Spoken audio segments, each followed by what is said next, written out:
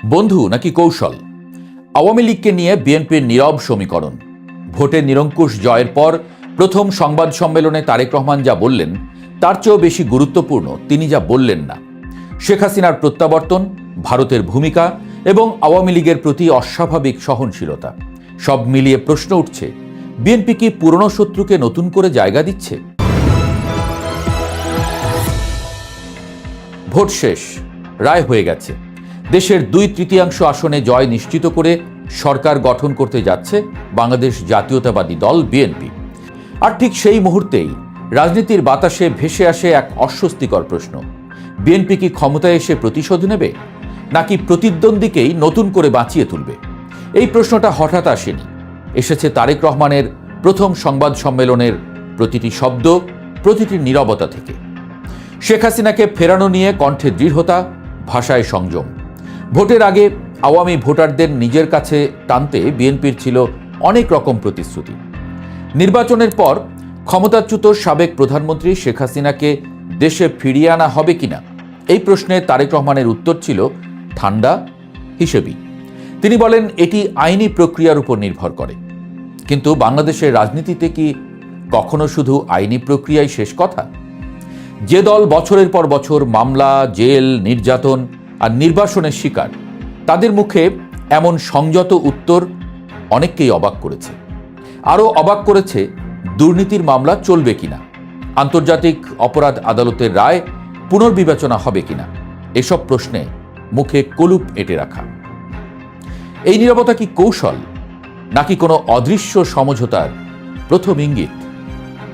শেখ হাসিনার প্রত্যাবর্তন প্রশ্নে ভারতের ভূমিকা বরাবরের মতোই কেন্দ্রীয়। বিএনপির মহাসচিব মির্জা ফখরুল ইসলাম আলমগীর সরাসরি ভারতের সংবাদ মাধ্যম ইন্ডিয়া টুডেকে বলেছেন, আমাদের দুই দেশের মধ্যে প্রত্যর্পণ চুক্তি রয়েছে, ভারত আন্তর্জাতিক নিয়ম মেনেই সিদ্ধান্ত নেবে।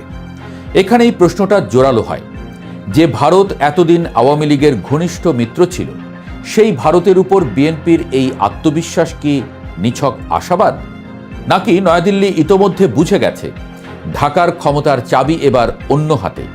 ভারত রাজনীতি করে আবেগে নয়, স্বার্থে। আর সেই স্বার্থেই হয়তো দিল্লি দরজা পুরোপুরি বন্ধ রাখছে না। এবার আসি সবচেয়ে বিতর্কিত জায়গায়, আওয়ামী লীগের প্রতি নরম কেন বিএনপি? ভোটের পরদিনই পঞ্চগড়ে নিষিদ্ধ থাকা বাংলাদেশ আওয়ামী লীগের একটি কার্যালয়ের তালা খুলে দিলেন বিএনপি নেতা। ভিডিও ছড়িয়ে পড়ল, প্রশংসা এলো আওয়ামী লীগের নেতাদের মুখে। প্রশ্ন উঠল, যে দল বিএনপিকে নিশ্চিহ্ন করতে চেয়েছিল সেই দলকে এখন আশ্রয়? বিএনপির কাছে কি এটা মানবিকতা নাকি দলীয় আইনের শাসন?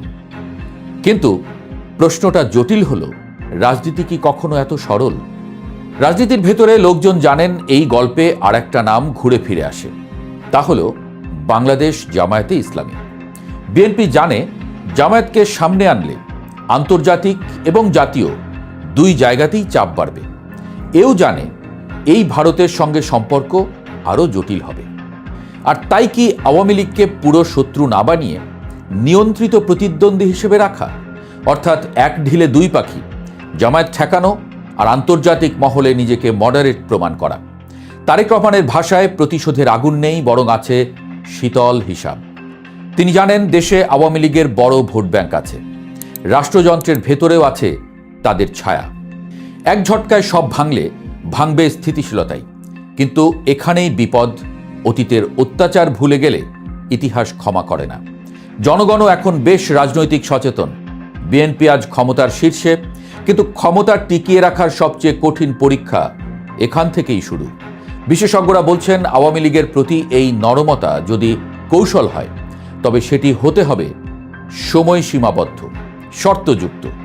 আর যদি এটি দুর্বলতা হয়, তাহলে ইতিহাস বলবে বিএনপি সুযোগ পেয়েও কঠোর হতে পারেনি।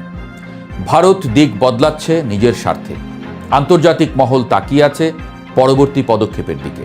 আর দেশের মানুষ দেখছে কে শত্রু, কে বন্ধু, আর কে শুধু মুখোশধারী রাজনীতিক। আজ বিএনপি ক্ষমতার শীর্ষে, কিন্তু ক্ষমতায় যাওয়া আর ক্ষমতা ধরে রাখা এক জিনিস নয়। আওয়ামী লীগ অপেক্ষায় পুনর্গঠনের সুযোগের, আর জামায়াত তাকিয়ে আছে শূন্যস্থান খোঁজার জন্য। বিএনপিকে মনে রাখতে হবে, রাজনীতিতে সবচেয়ে বিপজ্জনক ভুল হলো পুরনো ক্ষতকে সম্পূর্ণ সেরে গেছে বলে ধরে নেওয়া।